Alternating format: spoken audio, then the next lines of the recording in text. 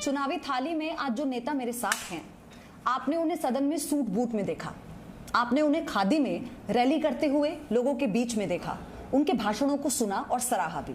और अपने पिता के सानिध्य में रहकर वो आज बिहार की राजनीति का, बिहार का एक युवा और बहुत बड़ा चेहरा बन चुके हैं। चिराग पासवान मेरे साथ है। चिराग, पहले तो बहुत बहुत शुक्रिया आपका। आज आपका दिन बहुत व्यस्त है और आपने हमें समय दिया। तो चुनावी थाली नाश्ते पर हम चिराग के साथ हैं, तो शुरुआत करते करते जी बिल्कुल, थैंक यू ना। चिराग, बहुत देर हो गई चुनावी प्रचार में, शुरू करते करते आपके विरोधी शुरू कर चुके हैं जी प्रचार अपना जी।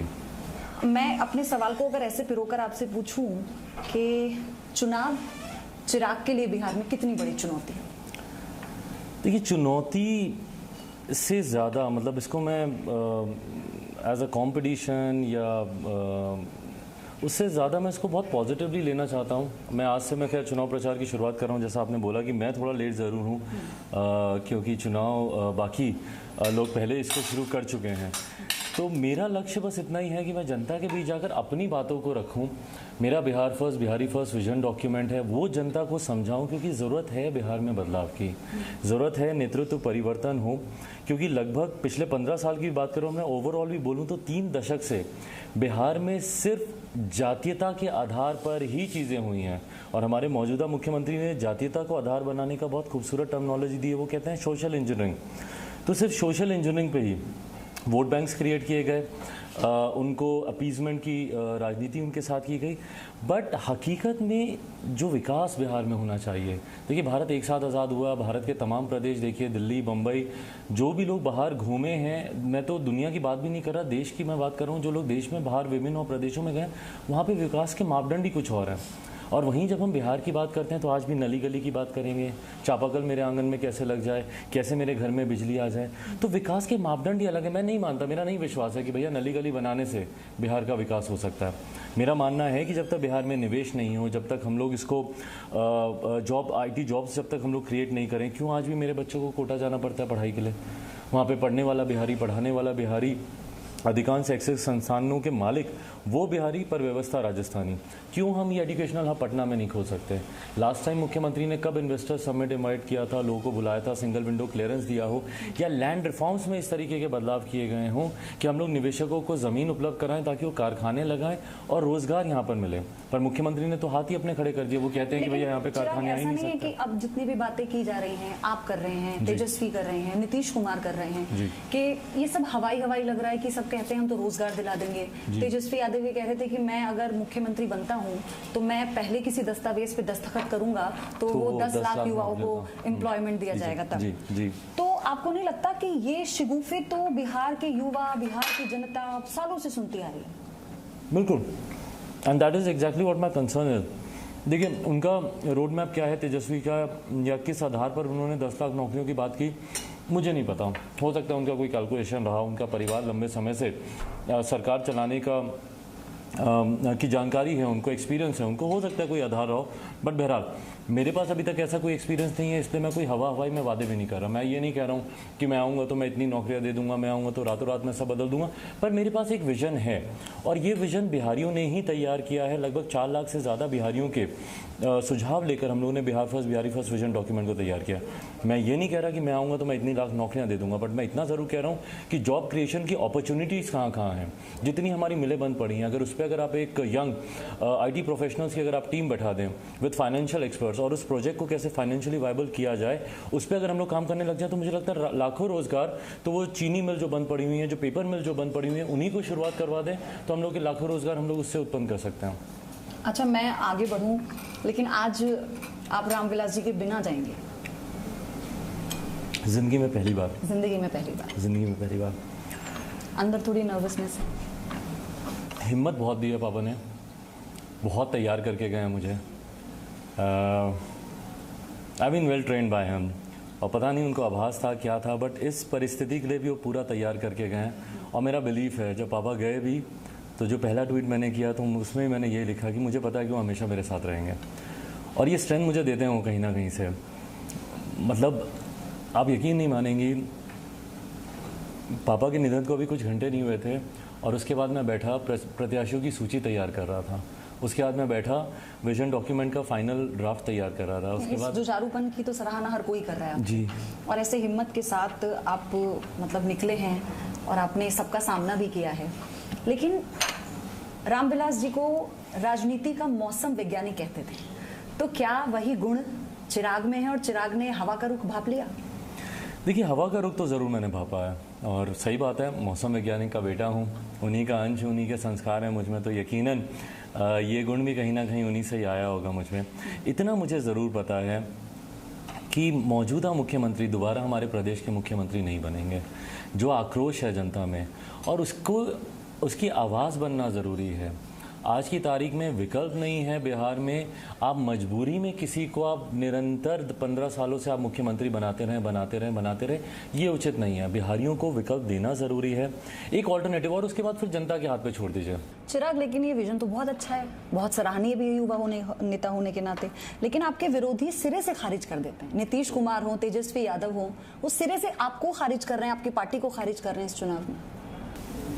जनता मुझे जिस दिन खारिज करेगी वो मेरे लिए चिंता की बात होगी। विपक्षी खारिज करें, बहुत अच्छी बातें करें, क्योंकि जब तक वो मुझे खारिज नहीं करेंगे तब तक मैं अपनी बातों को और ज़्यादा अच्छे से बता नहीं पाऊंगा। आज जितनी बार वो मेरे विजन डॉक्यूमेंट पे सवाल पूछते हैं, मैं उतनी बार मैं उनको जवाब देता हूँ और जनता सुनती है। और मैं चाहता हूँ कि वो सवाल करें। मेरे पास Bihar first, Bihari first vision document अभी मैं कुछ देर में अभी रिलीज़ करने वाला हूँ, उसको आप उसको देखेंगी।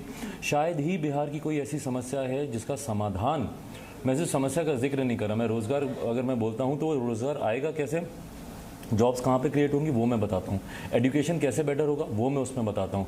नदियों को जोड़ने की योजना इतनी खूबसूरत योजना हो सकती है अगर आप उसको धरातल पर उतारें, क्योंकि बिहार का आधा हिस्सा बाढ़ से प्रभावित रहता है, आधा हिस्सा सुखाड़ से प्रभावित रहता है। क्यों नहीं आप कैनाल्स बनाते हैं और ऐसे हिस्से से पानी को डाइवर्ट किया जाता है जो कि सुखाड़ के इलाके में आए। पर इन सारी चीज़ों पर चर्चा करने की ज़रूरत है, बात करने की ज़रूरत है। अच्छा, नीतीश कुमार के साथ मनभेद है या मतभेद है, ये शुरुआत कैसे हुई? इतना मनमुटाव दोनों में एक दूसरे के प्रति? मेरा तो खैर मतभेद ही था, पर मुझे हाल फिलहाल के उनकी बॉडी लैंग्वेज से मुझे लगा कि शायद उन्होंने इसको मनभेद में बदल दिया। पापा ने मुझे हमेशा सिखाया था और मुझे समझाया था कि बिहार में अब बिहार में नहीं, मतलब कहीं पे भी आपके राजनीतिक आपका विरोध हो सकता है, नीतियों का आपकी आलोचना की जा सकती है, पर व्यक्तिगत संबंध और पापा के अक्रॉस द पार्टी लाइन सबके साथ व्यक्तिगत संबंध बहुत अच्छे रहे। ये बात मुझे थोड़ी सी तब चुभी जब मैं पापा को लेकर, जब उनके पार्थिव शरीर को लेकर जब मैं पटना आया था, और उसके बाद जिस तरीके से मुख्यमंत्री जी ने मुझे इग्नोर किया, ना मुझे देखा, ना मुझे कोई दिलासा दी, ना कभी उन्होंने मुझसे उस वक्त बात की। कल तक उन्होंने नहीं की थी। कल पहली बार पापा के जब जो भोज हम लोगों ने रखा था उसमें जब आए तब उन्होंने ज़रूर मुझसे बात की, पर पिछले 12-13 दिनों में पापा के निधन के बाद कभी भी मुख्यमंत्री ने मुझसे बात नहीं की। बहरहाल मुझे कोई इशू नहीं है इस बात का। हाँ, दुख ज़रूर होता है क्योंकि मुझे नहीं लगा था कि राजनीतिक विरोध व्यक्तिगत विरोध में बदल जाता है, पर मुख्यमंत्री जी ने जिस तरीके से इसको पर्सनली उन्होंने लिया, बट बहरहाल यही सारी चीज़ें मुझे और मोटिवेट करती हैं। उन्हीं की नीतियों के खिलाफ मैं लड़ रहा हूं, तो मैं समझ सकता हूं कि उनका आक्रोश होगा मुझसे, उनकी नाराज़गी होगी मुझसे। पर जैसा मैंने कहा कि जब तक जनता मेरे साथ है, जनता की नाराज़गी मुझसे जिस दिन होगी उस दिन मैं चिंता करूंगा। लेकिन आप ये कह रहे थे कि आप हनुमान हैं प्रधानमंत्री मोदी के, सीना चीर कर देखेंगे तो वही दिखेंगे, लेकिन आपको कैसा लगेगा जब आपके राम बिहार की धरती पर किसी और के लिए वोट मांगेंगे, किसी और के लिए चुनाव प्रचार करेंगे? मुझे कोई दिक्कत नहीं होगी, और इस बात को ना हम लोगों को बहुत प्रैक्टिकली समझना ज़रूरी है। व्यक्तिगत संबंध और राजनीतिक संबंध दो बहुत अलग चीज़ें होती हैं। मेरे व्यक्तिगत संबंध मेरे प्रधानमंत्री जी से क्या हैं, कैसे हैं, मुझे ना वो प्रदर्शित करने की ज़रूरत है, ना किसी को बताने की ज़रूरत है, और वो वैसे ही रहेंगे। उसका कारण है, जब कोई नहीं था ना, प्रधानमंत्री मेरे साथ खड़े हुए थे। मुझे याद है जब मैं अस्पताल में पापा को देखने और रात भर वहाँ पे जब अकेला होता था, ये प्रधानमंत्री ही जी थे जिनके मुझे दिन में 2-2 बार फ़ोन आते थे। ना सिर्फ पापा का हालचाल पूछते थे, बल्कि डॉक्टर्स क्या कह रहे हैं उसके बारे में मुझे जानकारी देते थे। खुद डॉक्टर से खुद डायरेक्ट मॉनिटरिंग प्रधानमंत्री जी कर रहे थे। पापा की अंतिम यात्रा में जिस तरीके से प्रधानमंत्री जी ने पापा को सम्मान दिया, जयप्रकाश जी के बाद दूसरे ही ऐसे नेता हैं पापा जिनको इस तरीके का मिलिट्री ऑनर या इतना उनको सम्मान दिया गया हो। तो मैं क्यों, जस्ट बिकॉज कि मैंने एक राह अपनी अलग ली है, इसलिए मैं मेरे प्रधानमंत्री का विरोध करने लग जाऊँ? आपने तस्वीरों का जिक्र किया, मैंने कहाँ इस्तेमाल की हैं तस्वीरें, और ये सारी कॉन्ट्रोवर्सीज आपने खुद ही खड़ी की हैं। मैं तो रावण कह रहे हैं कि वो उनके भक्त हैं। गिरिराज जी तो अभिभावक तुल्य रहे हैं, उनसे मेरे संबंध इतने अच्छे रहे हैं, मुझे नहीं पता कि इस तरीके की भाषा, और देखिए भारतीय जनता पार्टी का कोई भी नेता इस तरीके की भाषा का उपयोग कर रहा है, मुझे कोई दिक्कत नहीं, मुझे पता है कि आवाज़ उनकी है पर विचार मुख्यमंत्री के ही आ रहे हैं। बट हाँ, मैं दुखी ज़रूर हूँ और मैं आपके माध्यम से ज़रूर कहूँगा भारतीय जनता पार्टी के नेताओं को कि शब्दावली बस ढंग से इस्तेमाल करें। पापा की 20 साल की बनाई हुई मेहनत है, पापा की पार्टी है, उसको आप वोट कटवा कहेंगे तो पापा को भी नहीं अच्छा लगेगा। मुझे हमेशा से सिखाया गया कि पार्टी माँ समान है, और माँ समान के ऊपर अगर आप इस तरीके के आप शब्दों का इस्तेमाल करेंगे, मुझे ठेस पहुँचती है। मैं नाराज़ नहीं होता, मुझे गुस्सा नहीं आता, पर मैं दुखी होता हूँ। और आज मैं जिस डिफ़िकल्ट फेज से गुजर रहा हूँ उसमें ये चीज़ें और बहुत ज़्यादा परेशान करती है। लेकिन बीजेपी लगातार ये कह रही है, प्रधानमंत्री खुद ही कह चुके हैं कि हम नीतीश कुमार के नेतृत्व में चुनाव लड़ेंगे, वही मुख्यमंत्री बनेंगे।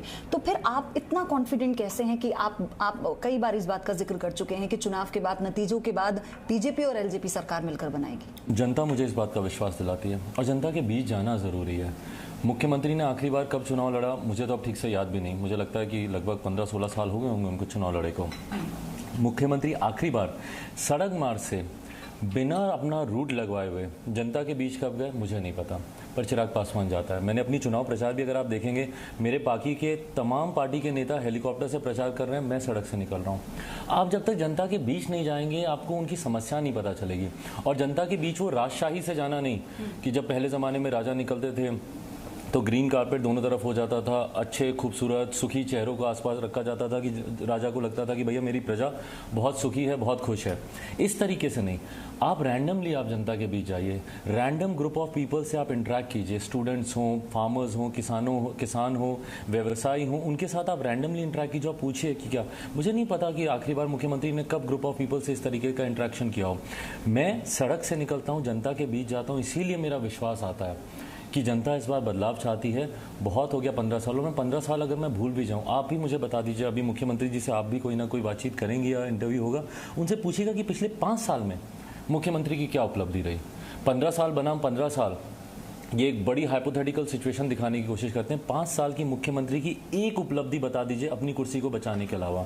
चिराग, 2005 में सबसे ज्यादा सीटें 29 सीटें एलजेपी ने जीती थी, अभी 2 हैं जी।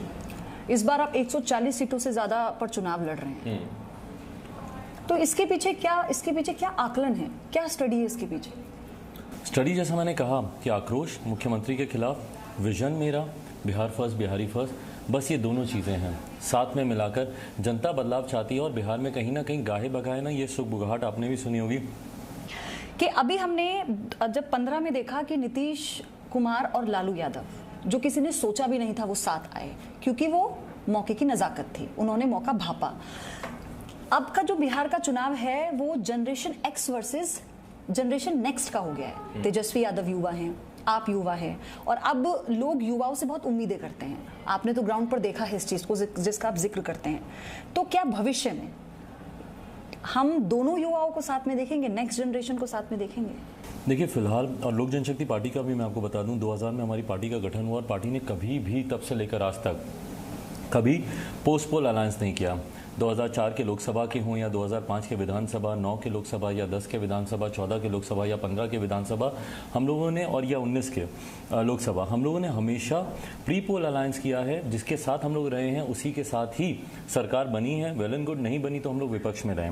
उसी तरीके से आज की तारीख में भी मैं स्पष्ट कर दूं कि मैं हमारे प्रधानमंत्री आदरणीय नरेंद्र मोदी जी की विकास के सोच के साथ प्रतिबद्ध हूँ। उनके साथ मैं पूरी तरीके से जुड़ा हुआ हूँ और मैं उसी सोच के साथ मैं आगे बढ़ रहा हूँ। तो मेरी राह क्लियर है। आपके सरल सवाल को और सरल रूप से अगर मैं कहूँ, अगर आप ये सोच रहे हैं कि पोस्ट पोल में राजद या कांग्रेस के साथ या मेरा कोई अलायंस हो सकता है, बिल्कुल भी नहीं।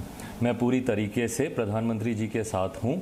और उसके बाद भी मैंने बोला कि 10 नवंबर के बाद मुझे इस बात में कहीं कोई शंका नहीं है कि सही मायनों में डबल इंजन की सरकार बनेगी। प्रदेश में भाजपा के नेतृत्व में, बिहार में भी भाजपा के नेतृत्व में भाजपा लोजपा सरकार हम लोग बनाएंगे।